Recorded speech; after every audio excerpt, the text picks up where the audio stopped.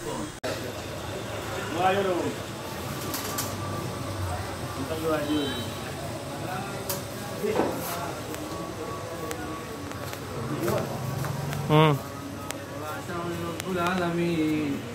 প্রতিষ্ঠানটা আজকে উদ্বোধন করবেন আল্লাহ, তুমি কবুল আর মঞ্জুর করো।